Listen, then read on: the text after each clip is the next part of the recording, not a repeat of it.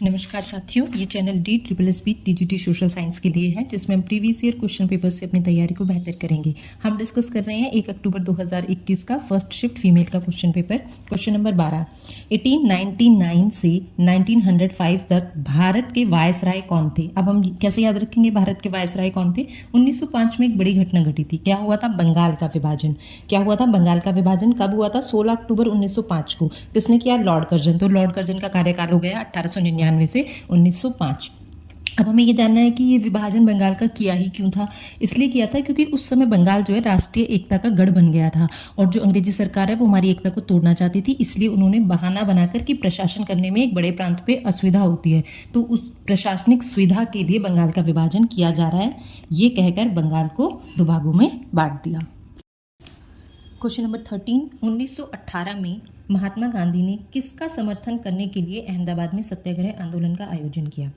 सही आंसर है मील मजदूरों का समर्थन करने के लिए अहमदाबाद में सत्याग्रह आंदोलन का आयोजन किया। अब हमें देखना है अहमदाबाद मील मजदूर आंदोलन क्या है। सबसे पहले अहमदाबाद कहाँ पे है? गुजरात में। ये आंदोलन कब हुआ? 1918 में। क्यों हुआ? मील मजदूरों ने आंदोलन क्यों किया? देखो, देश में प्लेग फैला हुआ था, तो मजदूरों की आर्थिक स्थिति को ठीक बनाए रखने के लिए, और मजदूर हैं जो वो मिलें छोड़ के, काम छोड़ के दूसरी जगह ना जाएं, पलायन ना करें, इस चीज़ को रोकने के लिए जो मिल मालिक थे उन्होंने उनके वेतन में वृद्धि कर दी थी, जिसको बोला गया प्लेग बोनस। अब जब मिल मालिकों को लगा कि प्लेग महामारी अब कंट्रोल में है, धीरे धीरे खत्म हो रही है, तो उन्होंने उस बोनस को खत्म करने की बात की। यहीं से मिल मजदूर जो है नाराज होकर उन्होंने आंदोलन किया। अब सुनने में तो बात ठीक लगती है कि महामारी थी तो बोनस बढ़ा दिया, और जब खत्म हो रही है तो बोनस खत्म कर दो, लेकिन मजदूरों का क्या तर्क था? मजदूरों ने कहा कि जिस दर से महंगाई बढ़ रही है, अब पुराने वेतन पे सर्वाइव करना बहुत मुश्किल होगा। तो इसी आंदोलन को लीड करने के लिए, समझौता कराने के लिए गांधी जी आते हैं। अब क्या दो बातें सामने आती हैं। मिल मालिक तैयार होते हैं 20% बोनस देने के लिए, लेकिन मजदूरों की डिमांड थी 50%। अब दोनों में सुलह करा के जो गांधी जी हैं वो हल क्या निकालते हैं? 35% बोनस पे बात तय करते हैं। क्वेश्चन नंबर 14, कौन सा गीत स्वदेशी आंदोलन का गीत बन गया। तो स्वदेशी आंदोलन क्या है? बंगाल विभाजन के विरोध में जो आंदोलन हुआ उसको स्वदेशी आंदोलन बोलते हैं। इसमें जो गीत फेमस हुआ वो क्या था? वंदे मातरम। वंदे का क्या मतलब होता है? वंदे का मतलब होता है मैं वंदना करता हूँ या मैं नमस्कार करता हूँ मातरम, भारत माता के लिए। तो इसका क्या मीनिंग निकला? मैं भारत माता को नमस्कार करता हूँ। ये जो वंदे मातरम गीत है, ये बंकिम चंद्र चट्टोपाध्याय का एक उपन्यास है आनंदमठ, वहाँ से लिया गया है। और बंगाल विभाजन के विरोध में जब स्वदेशी आंदोलन हुआ तो इस गीत को चुना गया। इसको चुनने का एक और कारण था कि सबसे पहले ये 1896 में कलकत्ता अधिवेशन में भी गाया जा चुका था, कांग्रेस के कलकत्ता अधिवेशन में, और ये गीत लोकप्रिय भी था।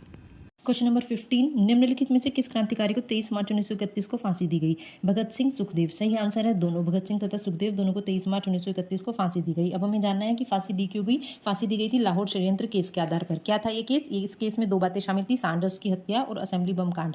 1928 में जब लाला लाजपत राय पर लाठीचार्ज हुआ, तो उसका लाठीचार्ज के बाद कुछ समय बाद उनकी मृत्यु हो गई। इसका बदला लेने के लिए भगत सिंह, सुखदेव और राजगुरु तीनों ने क्या किया? जेम्स स्कॉट, जिसने लाठीचार्ज कराया था, उसको मारने की योजना बनाई, लेकिन गलती से मार दिया सैंडर्स को। तो एक केस तो ये हो गया। दूसरा असेंबली बम कांड, जिसमें भगत सिंह और बटुकेश्वर दत्त ने असेंबली में बम फेंका था। तो इन दोनों केस को मिलाकर एक केस बना, जिसको बोलते हैं लाहौर षड्यंत्र केस। इसी के आधार पर भगत सिंह, सुखदेव और राजगुरु को फांसी दी गई। क्वेश्चन नंबर 16, किस साम्राज्य को यूरोप के पुलिसकर्मी के रूप में जाना जाता है। सही आंसर है रूसी साम्राज्य। रूसी साम्राज्य को 19th सेंचुरी में पुलिसमैन ऑफ यूरोप कहते थे। क्यों कहते थे? क्योंकि जहां भी कोई विद्रोह होता था तो ये रूस जो है उसको दबाने के लिए पहुंच जाता था। क्यों चला जाता था? क्योंकि यहाँ पे खुद राजशाही थी, और ये नहीं चाहते थे कि पूरे यूरोप में कहीं भी स्वतंत्रता की, समानता की बातें हों, तो जहां भी क्रांति होती थी उसे रूस को चल दिया करता था। एक क्वेश्चन और इसमें बन सकता है, अगर क्वेश्चन यहाँ पे पुलिसमैन ऑफ यूरोप ना होके होता सिकमैन ऑफ यूरोप, तब क्या आंसर होता? तब आंसर होता ओटोमन एम्पायर। तो पुलिसमैन ऑफ यूरोप कौन है? रूस। और सिकमैन ऑफ यूरोप कौन है? Ottoman empire. क्वेश्चन नंबर 17, रूस में अक्टूबर क्रांति को किस रूप में जाना जाता है। ऑप्शन बी, बोल्शेविक क्रांति। सही आंसर है बोल्शेविक क्रांति। अक्टूबर क्रांति को बोल्शेविक क्रांति के रूप में भी जाना जाता है। क्या है अक्टूबर क्रांति? देखो, रूस में 1917 में दो क्रांति होती है, एक होती है फरवरी क्रांति और दूसरी अक्टूबर। फरवरी क्रांति में क्या होता है? रूस का जो जार है, जार निकोलस द्वितीय, उसको हटा देते हैं और एक प्रोविजनल गवर्नमेंट आती है, अस्थायी सरकार आती है। ये तो हो गई फरवरी क्रांति। लेकिन हमसे पूछा है अक्टूबर क्रांति। अब अक्टूबर क्रांति में क्या होता है? ये जो प्रोविजनल गवर्नमेंट बनती है ना फरवरी में, इसको भी हटा देते हैं और एक कम्युनिस्ट सरकार की स्थापना होती है। वो कौन करता है? लेनिन करता है, जो कि किस पार्टी का नेता है? बोल्शेविक पार्टी, यानी कि बोल्शेविक एक पार्टी का नाम है जिसका लीडर है लेनिन। वो अक्टूबर में एक अस्थायी सरकार को हटा के रूस में अपनी कम्युनिस्ट सरकार बनाता है। इसी को बोलते हैं बोल्शेविक क्रांति। बोल्शेविक का शाब्दिक अर्थ होता है जो संख्या में ज्यादा हो, बहुसंख्यक।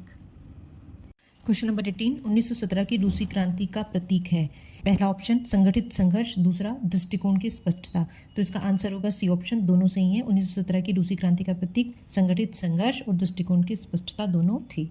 क्वेश्चन नंबर 19 रूसी मजदूर के संदर्भ में निम्नलिखित में से कौन सा कथन सही नहीं है।